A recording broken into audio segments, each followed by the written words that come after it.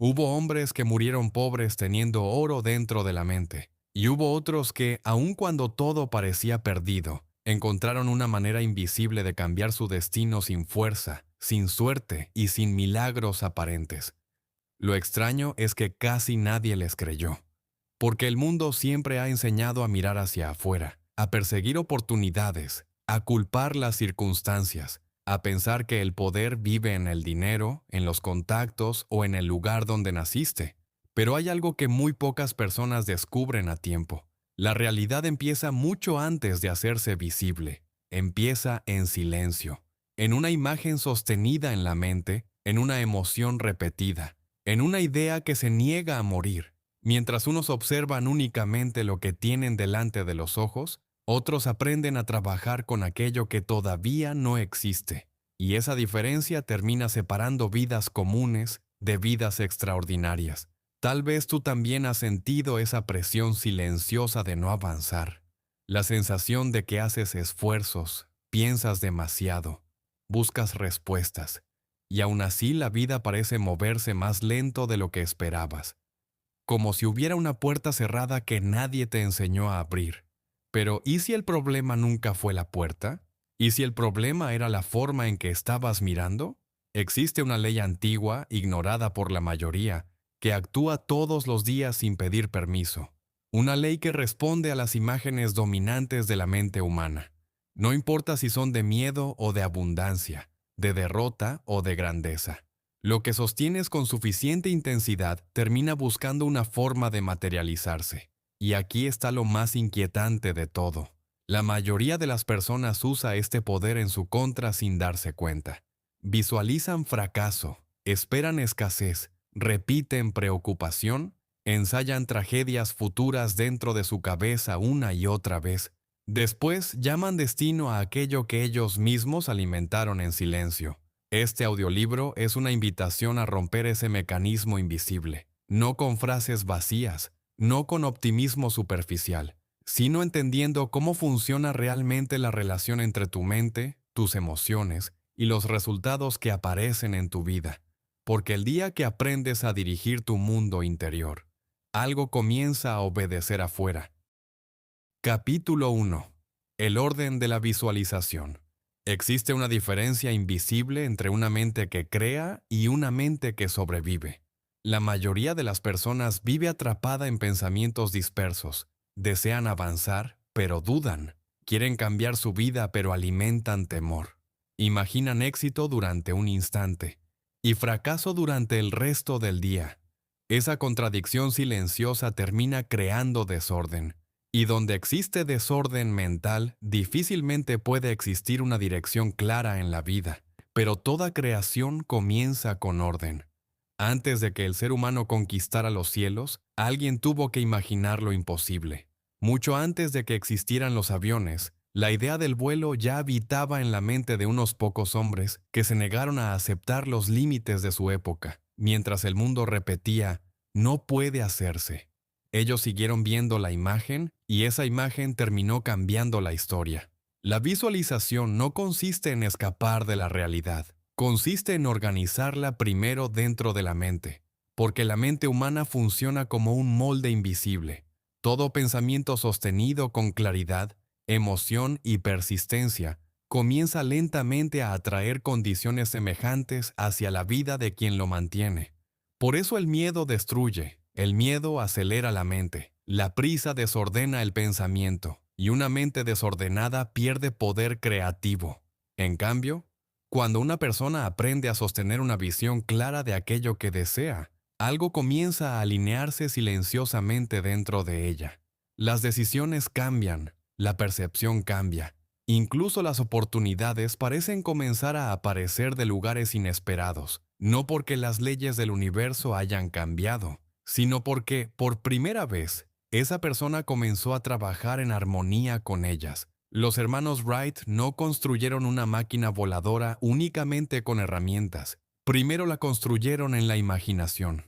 Cada intento fallido era sostenido por una imagen más fuerte que el fracaso momentáneo. Mientras otros veían imposibilidad, ellos seguían viéndose a sí mismos atravesando el cielo. Y esa es una de las grandes verdades de la vida. aquello que una persona logra sostener firmemente en su mundo interior, tarde o temprano busca expresarse en el exterior. La visualización ordena la mente ordenada dirige la energía, y la energía dirigida transforma la realidad. Capítulo 2. Cómo atraer hacia ti las cosas que deseas. Existe una fuerza silenciosa dentro de ti que da forma a todo lo que llega a tu vida. La mayoría jamás aprende a usarla conscientemente. Piensan deseos pasajeros, imaginan por un momento lo que quieren, y segundos después lo destruyen con duda, miedo o contradicción. Como una luz que intenta proyectar una imagen mientras alguien mueve el reflector constantemente de un lado a otro, y por eso sus resultados son inestables. Pero cuando una persona aprende a sostener una imagen mental con claridad y firmeza, algo extraordinario comienza a suceder. La vida empieza a organizarse alrededor de esa visión. Toda creación nace dos veces, primero en la mente, después en el mundo físico. La imaginación humana no es un simple lugar de fantasías, es el taller invisible donde se construyen las condiciones futuras. Cada pensamiento sostenido funciona como un molde silencioso sobre una sustancia invisible que constantemente busca tomar forma.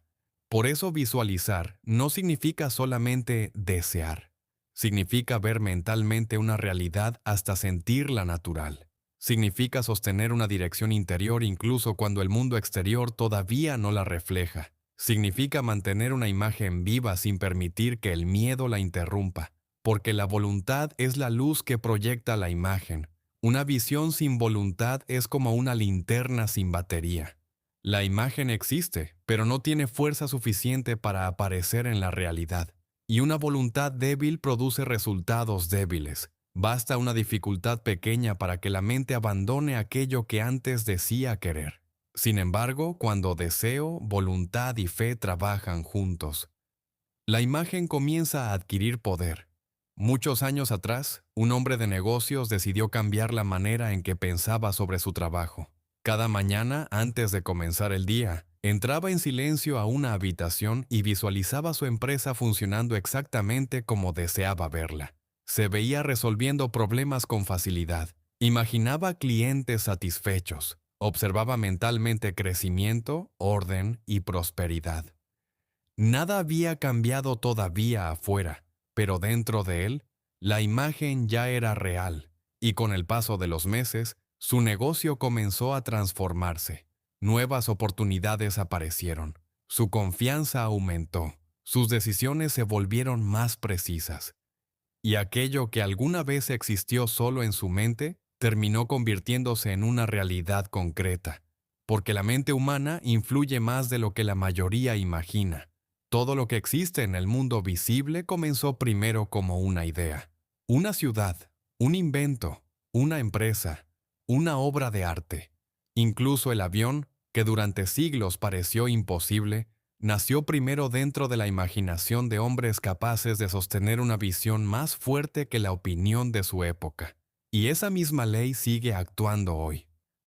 Cada vez que sostienes una imagen clara de aquello que deseas ser, tener o vivir, estás dando dirección a una fuerza creativa que constantemente busca expresarse a través de ti. La pregunta no es si esa fuerza existe. La verdadera pregunta es, ¿qué imagen estás alimentando cada día dentro de tu mente? Capítulo 3. La relación entre la mente y la forma física. Muchas personas sienten incomodidad cuando escuchan hablar sobre atraer cosas materiales mediante la mente.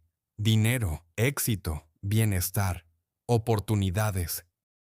Creen que desear estas cosas es algo superficial o demasiado terrenal, como si lo espiritual y lo material fueran enemigos entre sí. Pero quizá el verdadero error ha sido separarlos, porque todo lo visible nace de lo invisible.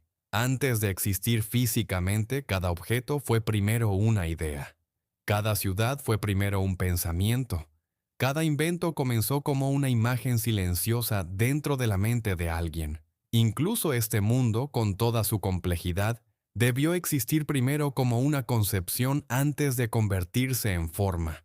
Nada aparece por accidente, y si observas con atención la naturaleza, descubrirás que la vida constantemente busca expresarse a través de formas visibles. El árbol surge de una semilla invisible. La música nace de una vibración que no puede tocarse. El pensamiento humano, aunque nadie pueda verlo, termina transformando acciones, decisiones y destinos completos. Por eso la materia no es el enemigo del espíritu, es su vehículo. Es la manera en que lo invisible logra manifestarse.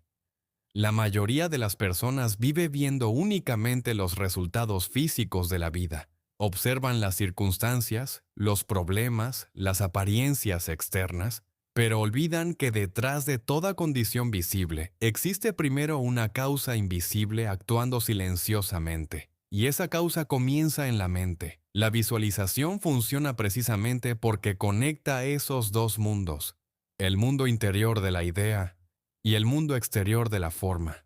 Cada vez que sostienes una imagen mental clara, estás participando en el mismo principio creativo que opera en toda la naturaleza. No estás rompiendo ninguna ley, estás trabajando con ella.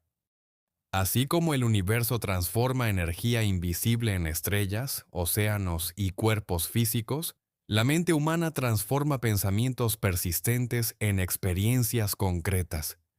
La diferencia no está en el poder, está en la escala. El mismo principio que organiza galaxias opera también dentro de la conciencia humana. Y aunque parezca difícil de creer, muchas veces el único límite real es la incapacidad de una persona para sostener una visión sin contradicción interna. Porque una idea mantenida con suficiente claridad comienza lentamente a buscar una forma física donde expresarse.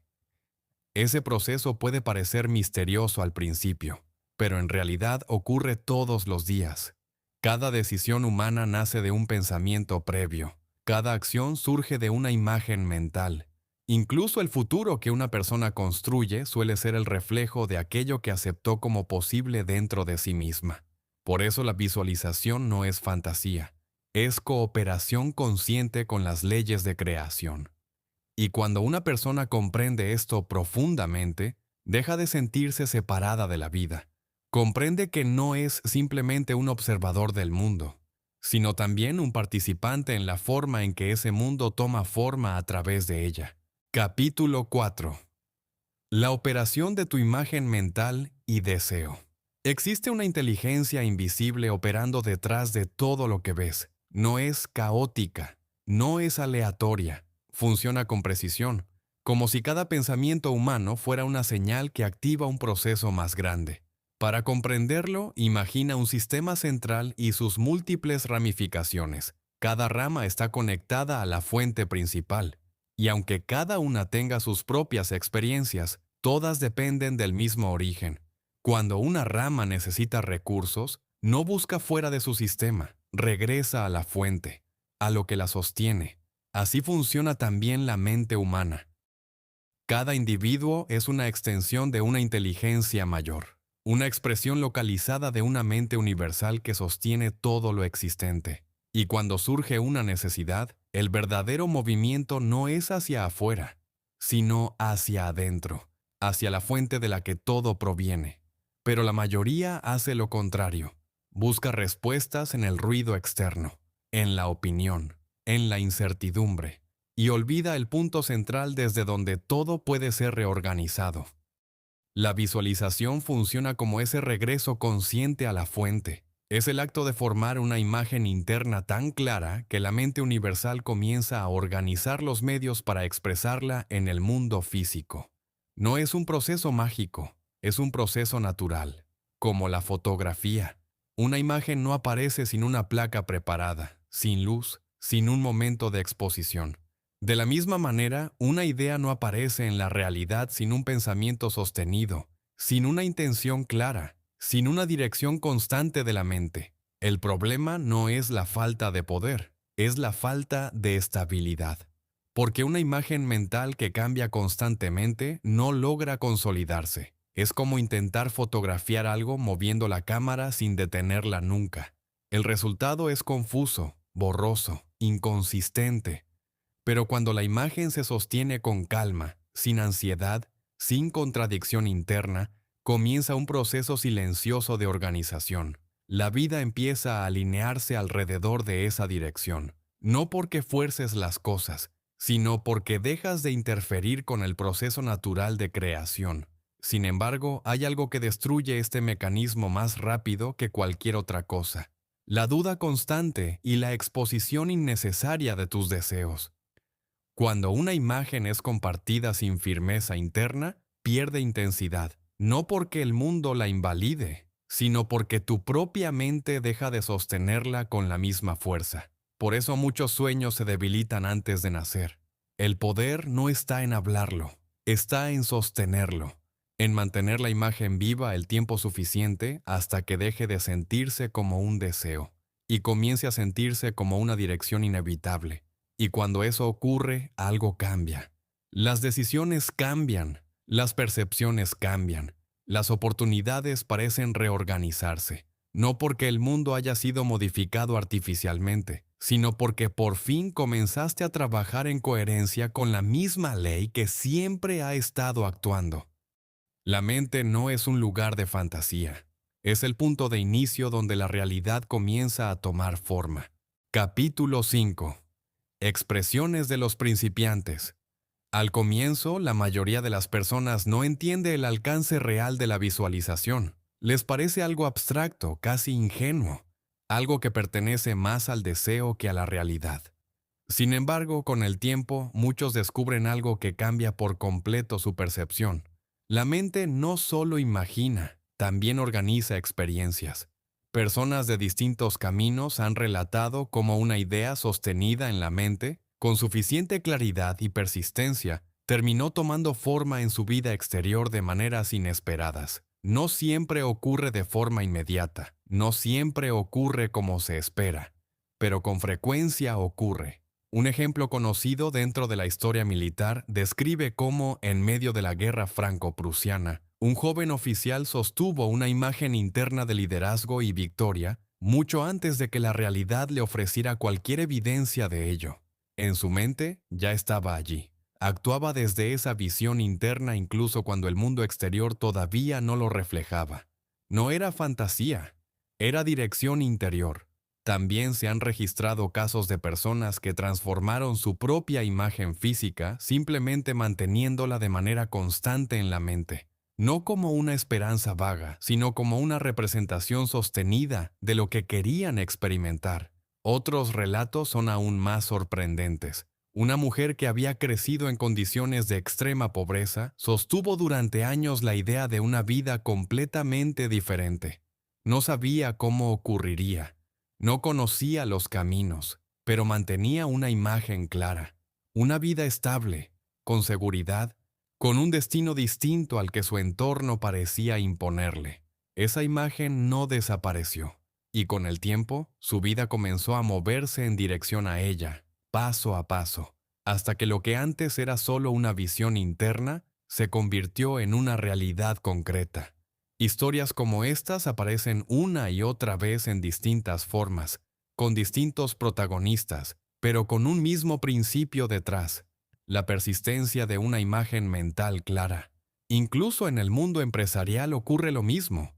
Grandes proyectos han comenzado como recorridos imaginarios. Antes de que existieran los caminos físicos, alguien ya los había recorrido miles de veces en su mente. Antes de que se colocara una sola vía férrea, ya existía una visión completa del trayecto terminado.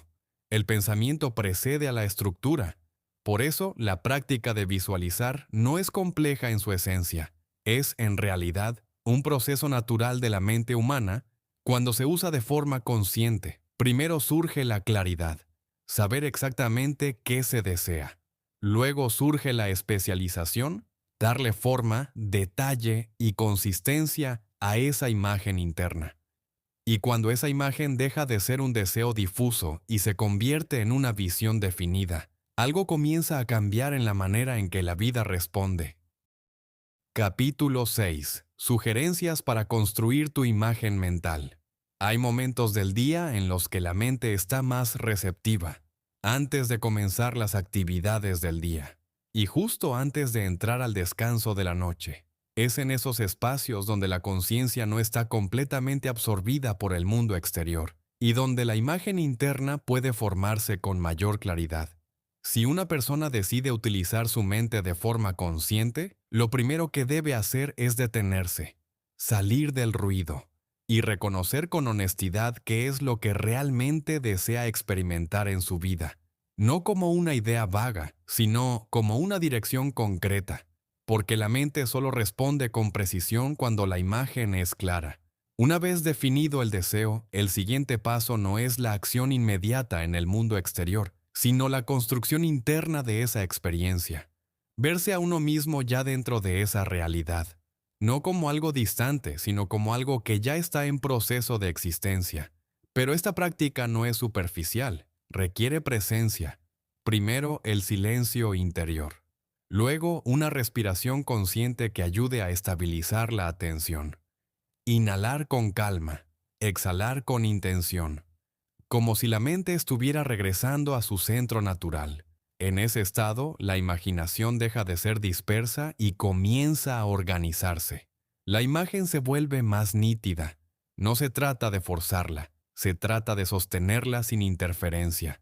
Algunas personas encuentran útil crear una sensación de expansión interna, como si la conciencia estuviera rodeada de luz o espacio.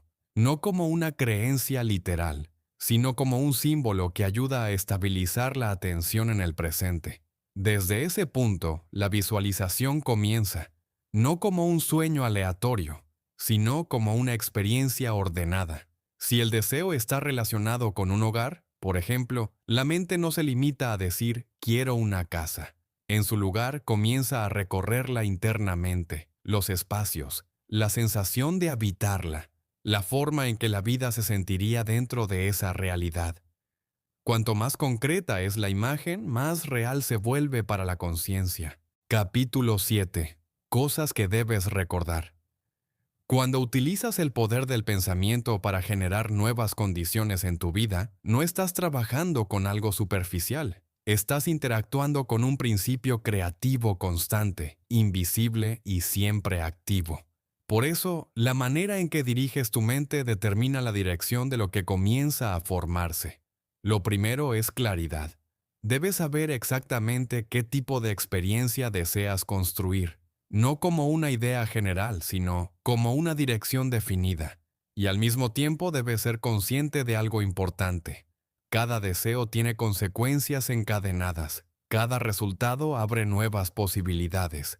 Por eso, la mente que crea también debe aprender a observar con atención el camino que está iniciando. Cuando sostienes una imagen mental de forma consciente, lo que realmente estás haciendo es concentrar tu atención en un punto específico de la realidad en formación. La mente deja de dispersarse y comienza a organizar su energía alrededor de una intención. Ese enfoque produce equilibrio, y en ese equilibrio, la conciencia deja de reaccionar caóticamente al exterior y empieza a dirigir su atención de forma intencional. Pero hay algo esencial que no debe olvidarse. No estás forzando nada. Estás permitiendo que algo ya presente, pero sin forma definida, comience a organizarse a través de tu atención. La mente no crea desde la nada. La mente da dirección a una posibilidad que todavía no se ha manifestado. Por eso la visualización no debe sentirse como esfuerzo. Cuando hay tensión excesiva, la imagen pierde estabilidad. La mente entra en conflicto consigo misma. Y donde hay conflicto interno, la creación se debilita. En cambio, cuando la imagen se sostiene con calma, con naturalidad, con una actitud ligera pero firme, la mente se mantiene abierta. Y en esa apertura, la imagen permanece viva sin ser destruida por la duda o la resistencia. El estado correcto no es ansiedad, es claridad tranquila. También es importante comprender que no estás diseñando cada detalle del proceso externo. No estás controlando cómo llegará la manifestación. Estás definiendo la cualidad de la experiencia que deseas vivir. La forma en que eso se materializa no depende de tu previsión. Depende de una inteligencia más amplia que organiza los medios necesarios. Tu función no es forzar el camino. Tu función es sostener la dirección. Y en ese proceso algo fundamental ocurre. La mente deja de obsesionarse con el cómo y comienza a alinearse con el qué. Cuando esto sucede, la ansiedad disminuye, porque ya no estás intentando empujar la vida, estás colaborando con ella. También es esencial comprender que todo lo físico que existe a tu alrededor fue primero una idea sostenida en la conciencia. Nada aparece sin haber sido pensado antes, aunque sea de forma inconsciente. Cada objeto, cada situación, cada condición fue una forma de pensamiento que encontró estabilidad suficiente para expresarse. Por eso, los pensamientos no son neutros, son fuerzas en proceso de forma. Y aquello en lo que insistes mentalmente, aquello que repites y sostienes con atención, termina convirtiéndose en la base de lo que experimentas como realidad. Capítulo 8. ¿Por qué comencé el estudio de la ciencia mental? A veces una persona no llega a una enseñanza por curiosidad, sino por necesidad interna, no por moda ni por búsqueda intelectual, sino por una sensación profunda de que algo esencial falta, aunque exteriormente todo parezca estar en orden. La mente puede estar rodeada de personas, actividad y apariencia de normalidad, y aún así sentirse sola. No una soledad física, sino una especie de vacío interior que no se resuelve con distracciones ni con circunstancias externas. Esa fue la condición que me llevó a buscar respuestas. No era una búsqueda de información, era una búsqueda de paz. En ese camino pasé por distintas corrientes de pensamiento. Algunas ofrecían consuelo momentáneo, pero no una base sólida sobre la cual sostener una comprensión real de la vida. Y aunque reconocía el valor de muchas de esas enseñanzas, algo en mí seguía sintiendo que la respuesta estaba más profunda. Más tarde, un encuentro cambió la dirección de esa búsqueda. No porque me diera todas las respuestas, sino porque abrió la posibilidad de que la verdad no estuviera fuera, sino dentro. Poco después, un libro llamó mi atención. No era un libro fácil, no era una lectura ligera. Era un texto que exigía atención, repetición y sobre todo disposición interna para ser comprendido. Al principio, incluso su lenguaje parecía resistirse a ser captado por completo. Pero había algo en él que no permitía abandonarlo. Una idea central comenzó a destacarse por encima de todo lo demás. La idea de que la mente humana no es un accidente aislado, sino un centro de operación de algo más amplio. Y que en ese centro, la vida no es estática, sino expansiva, en constante movimiento hacia una expresión más plena. Esa comprensión, aunque al principio era solo intelectual, comenzó a transformarse en experiencia interna a medida que era repetida, meditada y sostenida en la conciencia. La idea de que la vida no está diseñada para estancarse, sino para expandirse, empezó a cambiar la forma en que se percibían las circunstancias personales. Ya no se trataba únicamente de lo que había ocurrido en el pasado, sino de lo que todavía podía emerger desde dentro hacia afuera. Y en esa comprensión surgió algo fundamental, la posibilidad de que el estado interior no estuviera condenado a repetir lo conocido, sino que pudiera abrir espacio a nuevas formas de experiencia, no como negación del pasado, sino como continuidad transformadora. A partir de ahí, la búsqueda dejó de ser externa y comenzó a convertirse en una disciplina interna de observación, comprensión y entrenamiento de la mente, hasta que la idea dejó de ser teoría y empezó a sentirse como dirección. Capítulo 9. ¿Cómo atraje hacia mí $20,000? Toda comprensión profunda necesita ser puesta a prueba en la experiencia. De lo contrario, permanece como teoría. Y en el momento en que esa enseñanza comenzó a formar parte de mi vida, la prueba no fue abstracta, sino completamente concreta. Se trataba de una necesidad real, una dirección clara, un objetivo definido. Necesitaba recursos suficientes para poder continuar mi camino de aprendizaje, sin saber aún desde dónde podrían llegar. Y fue en ese punto donde la idea que había estado repitiendo internamente dejó de ser solo una frase y comenzó a convertirse en un método de enfoque mental. La mente debía mantenerse alineada, no fragmentada, no dudosa, no dispersa. Cada día y muchas veces durante el día sostenía la misma idea central en la conciencia, una afirmación que actuaba como ancla, la mente como un centro de operación de una inteligencia más amplia, siempre orientada hacia la expansión. A partir de ahí, la práctica de visualización se volvió más específica. No era un deseo abstracto, era una imagen concreta. Me veía ya en posesión de aquello que necesitaba para continuar mi camino. Me veía avanzando, resolviendo las condiciones externas necesarias, organizando mi experiencia alrededor de ese objetivo. No había obsesión con los detalles de cómo ocurriría, solo una dirección sostenida. Pero el verdadero cambio no ocurrió en la imaginación, ocurrió en la percepción. En un momento específico, mientras caminaba y mantenía esa atención interior, algo se reorganizó dentro de la conciencia. La sensación de separación entre lo que deseaba y lo que era posible comenzó a disminuir.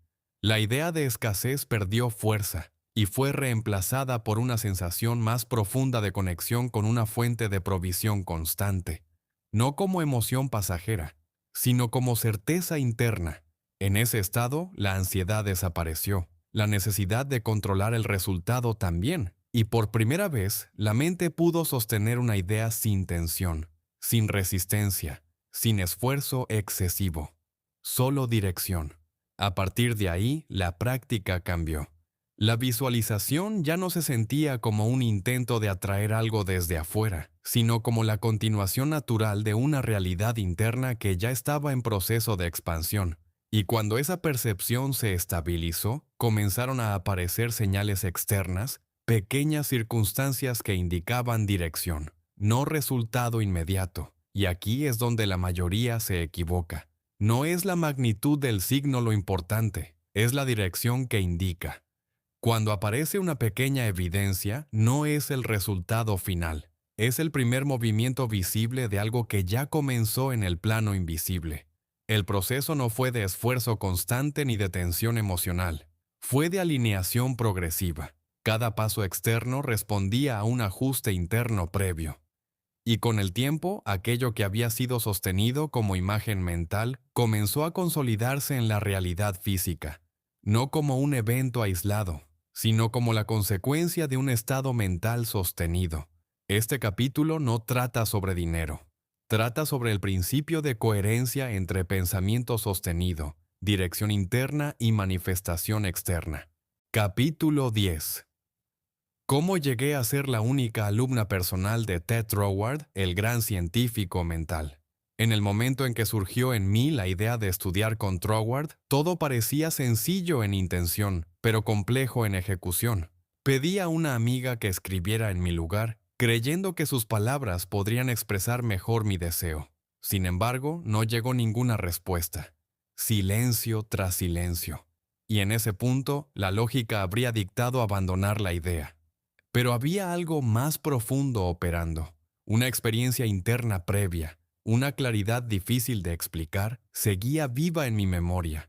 La sensación de que la mente, cuando entra en cierto estado de comprensión, no depende de las apariencias externas. Esa certeza mantenía la dirección incluso cuando las circunstancias sugerían lo contrario. Con ese impulso, el viaje a Inglaterra finalmente se organizó. No porque las respuestas fueran favorables, sino porque la dirección interna se mantuvo intacta. Al llegar el contacto con Troward, la respuesta fue clara. No aceptaba alumnos, no tenía tiempo. El cierre era definitivo en términos prácticos. Pero el proceso no terminó ahí, porque la convicción no estaba basada en una promesa externa, sino en una experiencia interna que no dependía de aprobación. Se continuó el camino hasta Londres, se insistió nuevamente y finalmente se obtuvo una oportunidad de encuentro. El encuentro ocurrió en un entorno aislado, alejado, casi difícil de ubicar. Pero más allá del lugar, lo importante fue la percepción del momento. La conversación fue cordial, pero sin resolución inmediata. No había apertura formal, solo una posibilidad mínima. Y sin embargo, esa mínima posibilidad fue suficiente para mantener el proceso vivo. Se estableció entonces un periodo de correspondencia, y fue en ese intercambio donde surgió el verdadero punto de inflexión. Una pregunta, un texto concreto, un pasaje bíblico que funcionó como prueba de comprensión. No era solo una cuestión intelectual, era un filtro, una forma de revelar comprensión interna más que conocimiento superficial. Durante ese periodo, la búsqueda se intensificó, no solo en libros o personas, sino en percepción, hasta que finalmente apareció una respuesta que, en el momento de ser recibida, fue reconocida internamente como correcta, no por argumentación externa, sino por una claridad inmediata de comprensión. Ese reconocimiento cambió la dirección del proceso. A partir de ahí, la comunicación con Troward se reabrió de forma distinta, ya no como una posibilidad distante, sino como una consideración real. Y finalmente llegó la aceptación, no como un favor, sino como resultado de un proceso de claridad sostenida. Más adelante, su propia carta dejó algo fundamental establecido. El enfoque de su enseñanza no se dirigía hacia lo complejo ni lo esotérico, sino hacia principios simples, aplicados a la vida práctica, la conciencia y la comprensión de la relación entre mente individual y un principio universal de vida. En esencia, el mensaje era claro. No se trataba de buscar sistemas externos, sino de comprender y vivir principios fundamentales. Y en ese punto, la experiencia personal y la enseñanza convergieron en un mismo lugar. Capítulo 11. ¿Cómo poner en acción el poder que hay en tu palabra? En cada palabra existe un núcleo de poder, un germen invisible que no se queda quieto, sino que tiende naturalmente a expandirse en la dirección que esa palabra sugiere. La palabra no es solo sonido, es dirección. Es una forma de activación mental. Por ejemplo, cuando decides establecer un estado interno como la alegría, no se trata de esperar a que algo externo la produzca. Se trata de introducir ese estado en la conciencia a través de su expresión más simple, la palabra misma. Al repetirla internamente, de forma constante, sin tensión, sin conflicto, algo comienza a reorganizarse dentro de la experiencia. No es sugestión superficial, es enfoque sostenido. La palabra actúa como un punto de activación, y a partir de ese punto, la mente comienza a expandir su contenido asociado hasta llenar el campo de conciencia. Lo que al inicio era solo una palabra, termina convirtiéndose en un estado. Esto ocurre porque la conciencia no es estática. Responde a dirección, responde a repetición, y responde a aquello en lo que se enfoca con continuidad. Desde este principio, no es la palabra en sí lo que tiene poder, sino la atención sostenida sobre el significado interno que esa palabra representa. Cada repetición no añade algo nuevo desde afuera, sino que profundiza algo que ya estaba en potencial dentro. Por eso la experiencia interna cambia gradualmente, primero como una idea tenue, luego como una sensación más estable, y finalmente como un estado natural. En ese punto, la palabra ya no es necesaria como esfuerzo consciente, porque el estado ha sido incorporado. La mente lo reconoce como propio. Este principio no se limita a estados emocionales. También se aplica a cualquier forma de experiencia sostenida en la conciencia. Lo que se repite internamente se refuerza. Lo que se refuerza se estabiliza. Y lo que se estabiliza en la conciencia termina reflejándose en la forma de vida.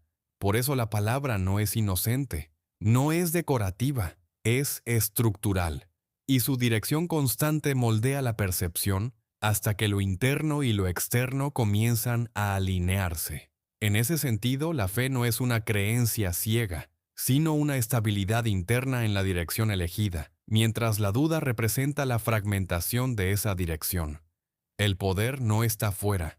Está en la capacidad de sostener una dirección mental sin contradicción interna. Y cuando eso ocurre, la palabra deja de ser sonido y se convierte en forma de experiencia. Capítulo 12. ¿Cómo aumentar tu fe? La pregunta aparece de forma natural. ¿Cómo hablar desde la fe cuando la fe parece débil o inexistente? La respuesta parte de una comprensión más profunda. Toda mente viva ya funciona desde algún tipo de fe. No existe ausencia total de fe, solo existe dirección de fe. Incluso el miedo es una forma de fe, porque el miedo no es más que la creencia de que algo puede ocurrir. Se sostiene internamente como posibilidad aceptada, aunque sea de forma negativa. Así, la mente siempre está invirtiendo su energía en algo que considera posible. No hay neutralidad, solo enfoque.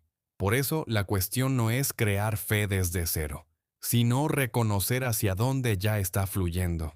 La fe no depende de la forma que adopta la idea, sino de la intensidad con la que la mente la sostiene como real en su propio campo interno. Y aquí aparece un punto clave. Lo que se repite en la conciencia no es lo que ocasionalmente piensas, sino aquello que se convierte en tendencia habitual. Es esa tendencia la que termina moldeando la experiencia.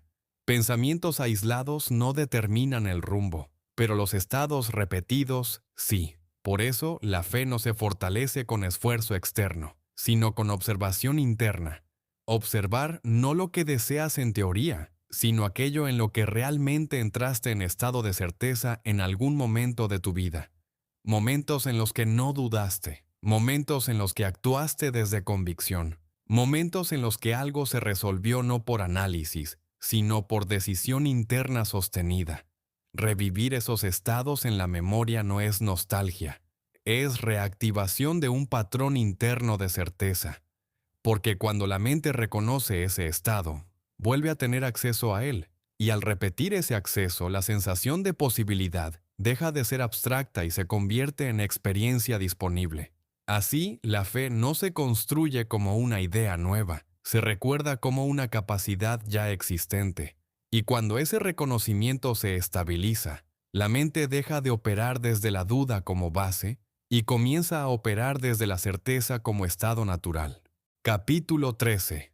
El resultado de aumentar la fe. Cuando la fe se expande, no se está añadiendo algo externo a la mente, lo que ocurre es un cambio de nivel de comprensión sobre la relación entre el individuo y el principio universal de vida. En ese estado, la percepción cambia profundamente. La idea de ser una entidad aislada frente al mundo comienza a disolverse, y aparece una comprensión más amplia, la de ser parte activa de un sistema más grande, regido por leyes constantes. Desde ahí, ya no te percibes como alguien sometido a las circunstancias, sino como un punto de participación dentro del mismo orden que las produce. No estás fuera del sistema, eres parte de su funcionamiento, y esa comprensión tiene una consecuencia directa. La mente deja de reaccionar como víctima de lo externo y empieza a actuar como parte consciente del proceso. En este punto, el concepto de dominio no se entiende como control sobre los demás, sino como alineación con principios que ya operan de forma constante. No se trata de imponer, se trata de comprender cómo opera el flujo de la vida a través de la conciencia individual. La mente individual, en este marco, no es una entidad separada de la inteligencia universal, sino una expresión localizada de la misma. Y por lo tanto, todo pensamiento sostenido no es simplemente privado. Es una forma de configuración dentro de ese mismo campo universal. Esto implica una responsabilidad interna clara. Lo que se sostiene en la mente tiende a expresarse en la experiencia, no por castigo, sino por correspondencia. La idea no es que el pensamiento crea arbitrariamente la realidad, sino que actúa como forma que canaliza una energía que responde a su estructura. Por eso, cuando hay coherencia entre pensamiento, emoción y dirección interna, la experiencia tiende a organizarse en torno a esa coherencia. Cuando hay contradicción interna, el resultado externo también refleja esa fragmentación. En ese sentido, la mente funciona como un punto de reflejo, no de creación aislada, sino de manifestación ordenada de un principio más amplio. Y el resultado de esta comprensión no es tensión ni control excesivo, sino una forma más estable de vivir la experiencia, donde la conciencia se alinea con un orden percibido como natural, continuo y coherente. Capítulo 14. ¿Cómo hacer que la naturaleza te responda? Debe mantenerse con claridad una idea central. En toda la naturaleza y en todo el espacio, existe una inteligencia y una fuerza que no es pasiva, sino creativa y que responde de manera constante a la dirección que recibe. No se trata de una fuerza aleatoria, sino de un principio activo, y su característica esencial es la sensibilidad. Responde, se adapta y toma forma según la dirección que se le imprime. Desde esta perspectiva, la mente no está aislada del entorno, sino que participa en un campo continuo donde todo responde a una misma ley de interacción. Cuando la conciencia comprende esto, deja de percibir la vida como algo externo e indiferente y comienza a reconocerla como un sistema de correspondencia. La mente humana, en este contexto, funciona como un punto de enfoque dentro de ese campo, un centro donde la dirección interna se traduce en experiencias externas a través de procesos naturales. Por eso, la clave no está en forzar resultados, sino en comprender la relación entre intención, dirección y respuesta. Cuando la mente sostiene una idea con claridad, esa dirección no queda encerrada en lo psicológico, sino que entra en un proceso de resonancia con el entorno. Y esa resonancia puede manifestarse de formas inesperadas, no solo a través de personas, sino a través de circunstancias, coincidencias y oportunidades que parecen surgir sin esfuerzo aparente. El principio no exige lucha, exige coherencia. Sin embargo, esta comprensión no es completa si se queda solo en lo mental. Debe pasar a la acción, porque la dirección interna sin movimiento externo se queda incompleta en su expresión. Por eso, la fe no es solo una actitud interna, sino una fuerza que se verifica en la experiencia cuando se actúa en consecuencia. La acción no contradice la fe, la completa. Y cuando ambas están alineadas, la experiencia comienza a organizarse de forma más fluida, como si el entorno respondiera a una dirección ya establecida desde dentro. Capítulo 15. Fe con obras. Lo que ha logrado. Se cuenta de Tyson, el gran millonario australiano, que una idea decisiva surgió en él de una forma inesperada. No nació en un entorno de abundancia ni de grandes recursos, sino en la observación sencilla de la naturaleza. Una pequeña flor, una violeta silvestre. En medio del paisaje seco, esa presencia viva le sugirió una posibilidad que iba mucho más allá de lo visible. La idea de hacer florecer incluso las tierras áridas. En ese momento no había un plan completo, no había infraestructura, no había garantías, solo una idea sostenida con suficiente claridad como para no ser descartada. Y aquí aparece el punto clave. No intentó resolverlo todo mentalmente, no trató de calcular cada paso, se concentró en la imagen final, un entorno transformado, un espacio donde la vida pudiera expresarse donde antes no lo hacía. A partir de esa dirección mental, la idea comenzó a expandirse más allá de su contexto inicial, porque una idea sostenida no permanece aislada. Empieza a atraer otras ideas compatibles, no siempre de forma lógica, sino de forma asociativa y progresiva. Y así, lo que comenzó como una intuición, empezó a encontrar correspondencias en otros ámbitos, recursos, personas, oportunidades, posibilidades que no estaban visibles al inicio. El principio que subyace aquí es que la mente no trabaja solo con esfuerzo lineal, sino con dirección sostenida. Cuando una intención se mantiene estable, deja de ser solo pensamiento y se convierte en un campo de atracción de elementos coherentes con esa dirección. Pero este proceso no es pasivo, requiere acción. La acción no como ansiedad, sino como respuesta natural a las señales que van apareciendo. Cada paso externo es consecuencia de una alineación interna previa. Y en ese sentido, la fe no es separación de la realidad, sino interacción con ella. La mente sostiene la dirección. La experiencia responde con formas. Por eso, en este enfoque, 3 principios se vuelven esenciales. Primero, todo el espacio está lleno de una inteligencia activa, no inerte. Segundo, esa inteligencia responde a la dirección de la conciencia. Tercero, esa respuesta no depende de métodos fijos, sino de correspondencia interna. Lo importante no es el cómo en términos rígidos, sino la coherencia del estado interno desde el cual se actúa. Cuando pensamiento, emoción y dirección están alineados, la experiencia comienza a reorganizarse en torno a esa coherencia, y lo que antes parecía distante empieza a aparecer como posibilidad concreta, no por casualidad, sino por correspondencia. Capítulo 16. Sugerencias sobre cómo orar o pedir creyendo que ya has recibido. El punto de partida no es la petición en sí, sino la comprensión desde la cual se realiza. La mente no trabaja como un sistema de espera, sino como un sistema de reconocimiento. Por eso, la oración, entendida desde este enfoque, no es una súplica hacia algo externo, sino una forma de alineación interna con una realidad que ya se está considerando como existente en el plano del pensamiento. La clave está en el estado de conciencia, no en la tensión, no en el esfuerzo, sino en la claridad de la dirección interna.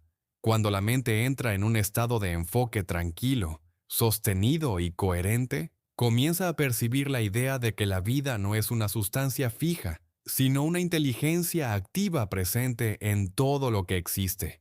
Y esa inteligencia no es pasiva, responde, se organiza y toma forma según la estructura del pensamiento que la dirige. Desde esta perspectiva, el acto de orar cambia completamente de significado. Ya no es pedir algo que falta, sino reconocer algo que ya existe como posibilidad dentro del campo de la conciencia. Por eso, el lenguaje interno cambia. En lugar de desear desde la ausencia, se afirma desde la identificación con el estado ya logrado, no como ilusión, sino como dirección mental estable. En este proceso, la repetición no es mecánica, es formativa. Cada pensamiento sostenido refuerza una estructura interna que tiende a reflejarse en la experiencia. Y esa repetición, cuando se realiza en estados de calma y coherencia, va moldeando la percepción de la realidad hasta que lo interno y lo externo comienzan a alinearse. Sin embargo, este enfoque no es solo afirmación, también implica limpieza interna, porque cualquier estado de conflicto interno interfiere con la coherencia de la dirección. Por eso, antes de sostener una idea clara, la mente necesita reconocer y soltar estados de miedo, tensión o contradicción, no como lucha, sino como reajuste. Cuando la conciencia se estabiliza en una dirección clara, la experiencia comienza a organizarse en torno a esa estabilidad, y en ese punto, la oración deja de ser un acto de petición y se convierte en un acto de reconocimiento consciente de una realidad interna que se está expresando progresivamente en lo externo. Capítulo 17. Cosas para recordar. Recuerda que el más grande científico mental que el mundo ha conocido, Jesús el hombre, dijo que todas las cosas son posibles para ti. Y también dijo, las cosas que yo hago, tú también puedes hacerlas. La pregunta es, ¿decía la verdad? Jesús no afirmó ser más divino que tú. Declaró que toda la humanidad es hija de Dios. Por nacimiento, él no era una excepción a esta regla. El poder que poseía fue desarrollado a través de su propio esfuerzo. Él dijo que tú puedes hacer lo mismo si simplemente crees en ti mismo. Una gran idea no tiene valor si no va acompañada de acción física. Dios entrega la idea, el ser humano la trabaja y la desarrolla en el plano físico. Todo lo que realmente vale la pena es el contentamiento. El autocontrol es lo único que puede producirlo. El alma y el cuerpo son uno. El contentamiento de la mente es contentamiento del alma, y el contentamiento del alma significa contentamiento del cuerpo. Si deseas salud, observa tus pensamientos, no solo sobre tu cuerpo físico, sino también sobre todo lo que piensas acerca de todo y de todos. Con tu voluntad, mantén esos pensamientos alineados con tu deseo, y actúa externamente en coherencia con lo que piensas, y pronto comprenderás que todo poder, tanto sobre los pensamientos como sobre las condiciones, ha sido entregado a ti. Tú crees en Dios. Entonces cree también en ti mismo como el instrumento físico a través del cual Dios opera. El dominio absoluto es tuyo cuando desarrollas suficiente autocontrol para vencer la tendencia negativa de los pensamientos y las acciones. Pregúntate cada día, ¿cuál es el propósito del poder que me ha traído aquí? ¿Cómo puedo trabajar en armonía con el propósito de vida y libertad que hay en mí? Una vez respondidas estas preguntas, esfuérzate cada hora por cumplirlas. Eres una ley para ti mismo. Si tienes tendencia a excederte en algo, ya sea comer, beber o culpar a las circunstancias por tus desgracias, domina esa tendencia con la convicción interna de que todo poder está en ti. Come menos, bebe menos, culpa menos a las circunstancias, y lo mejor de la vida comenzará a crecer en el lugar donde antes parecía estar lo peor. Recuerda siempre que todo es tuyo para usarlo como quieras. Puedes si quieres, y si quieres, lo haces. Dios Padre te bendice con todo lo que tiene para darte. Haz un buen uso de ello. La razón por la cual tuviste mayor éxito cuando comenzaste tus estudios y demostraciones en la ciencia mental es que la alegría y el entusiasmo por el simple descubrimiento del poder interior eran mucho mayores de lo que has logrado sostener después. Y recuerda esto. Con mayor comprensión debe venir también mayor alegría y mayor entusiasmo. Y los resultados siempre corresponderán a ese estado interior. No estás separado del poder que buscas. No eres un observador externo de la vida. Eres parte activa de su expresión. Todo comienza adentro, en una idea, en un pensamiento sostenido, en una mente que aprende a permanecer firme, clara y en coherencia con lo que desea manifestar. Porque el verdadero dominio no está en controlar el mundo exterior, sino en aprender a gobernar el mundo interior. Y cuando la mente se ordena, la vida empieza a ordenarse con ella. Ahí es donde nace la libertad.